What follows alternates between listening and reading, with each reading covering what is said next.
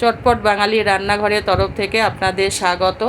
আজকে আমি মসুরির ডাল দিয়ে কলমি শাকের একটি রেসিপি নিয়ে হাজির হয়েছি।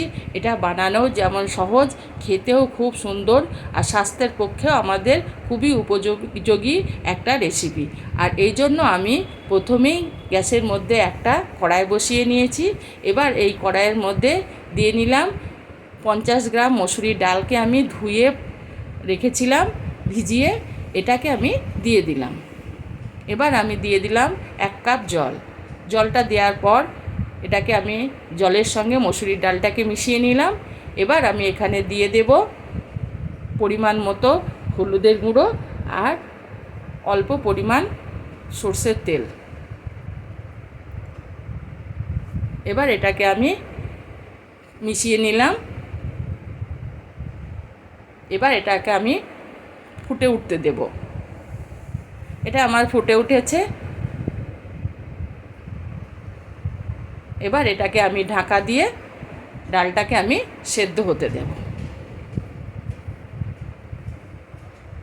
অন্যদিকে আমি গ্যাসের মধ্যে একটা কড়াই বসিয়ে দিয়েছি। কড়াইয়ে আমি 3 চামচ সরষের তেল দিয়ে নিলাম। এখানে এবার আমি কিছুটা ফোড়ন দেব। আমি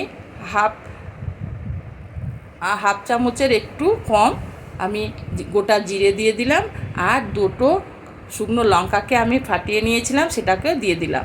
এবার এটাকে একটু আমি তেলে গরম করে নেব বা ভেজে নেব। এবার এখানে দিয়ে দিলাম আমি কিছুটা কুচনো রসুন। এটাকে দেওয়ার পর আমি একটু নেড়ে চেড়ে নিলাম।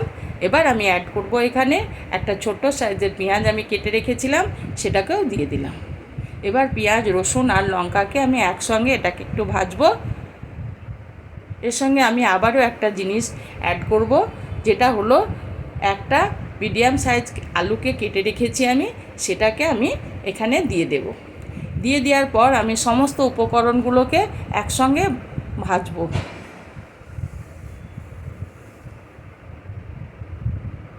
আমি এখানে দিয়ে দিলাম অল্প পরিমাণ হলুদের গুঁড়ো দিয়ে দেবো,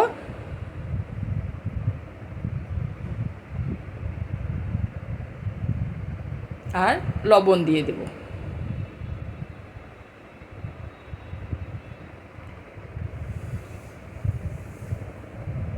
এটা দেওয়ার পর আমি আবারও ভালো করে এটাকে নাড়িয়ে নিলাম, আর গ্যাসটা আমি মিডিয়ামে রেখেছি।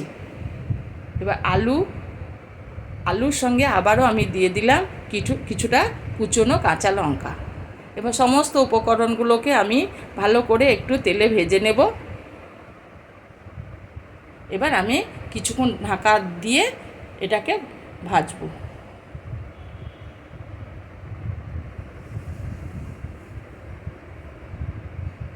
কিছুক্ষণ পর আমি ফিরে এলাম। আমার পেঁয়াজ, আলু সমস্ত উপকরণ ভাজা হয়ে গেছে, আর সেদ্ধও অনেক হয়ে গেছে, 80% সেদ্ধ হয়ে গেছে। এবার আমি কিছুটা 300 গ্রাম কলমি শাককে ধুয়ে পরিষ্কার করে এইভাবে আমি কেটে রেখেছিলাম, সেটাকে দিয়ে দিলাম। এবার এটাকে আমি একটু মিশিয়ে নিলাম। যেহেতু আলুতে আমার লবণ দেওয়া আছে, সেহেতু আমার লবণ দেওয়ার দরকার নাই, ডালেও আমি লবণ দিয়েছি। এবার এটাকে ঢাকা দিয়ে আমি শাকটাকে সেদ্ধ হতে দেব। কিছুক্ষণ পর আমি ফিরে এলাম।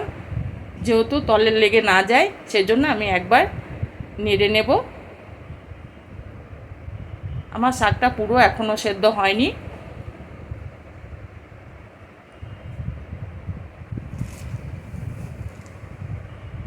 এবার আবারও আমি এটাকে কিছুক্ষণের জন্য ঢাকা দিয়ে রান্না হতে দেব। খুব ভালো একটা রেসিপি, গরম ভাতের সঙ্গে খুব ভালো লাগে খেতে, আর স্বাস্থ্যের পক্ষে আমাদের খুবই ভালো। এবার আমি ঢাকনাটা তুলে আবারও আমি ভালো করে নেড়ে নিলাম একবার। শাক, আলু আমার সমস্ত সেদ্ধ হয়ে গেছে। এবার যে আমি মসুরির ডালটাকে সেদ্ধ করে রেখেছিলাম, সেটাকে এর মধ্যে দিয়ে দিলাম। এবার আমি সমস্ত উপকরণগুলোকে আবারও ভালো করে মিশিয়ে নেব।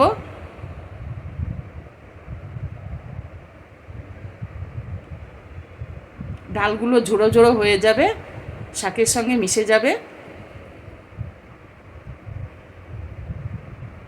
এভাবে একবার বাড়িতে বানিয়ে দেখবেন, খুব ভালো লাগে খেতে। আর যদি আমার রেসিপিটা ভালো লাগে তবে একটা লাইক করবেন আর সাবস্ক্রাইব করে চ্যানেলটির পাশে থাকবেন এই ছোট ছোট ভিডিও পাওয়ার জন্য। এভাবে আবারও আমি ভালো করে শাক আলু ভালো করে মিশিয়ে নিলাম। আমার কলমি শাক রেডি হয়ে গেছে।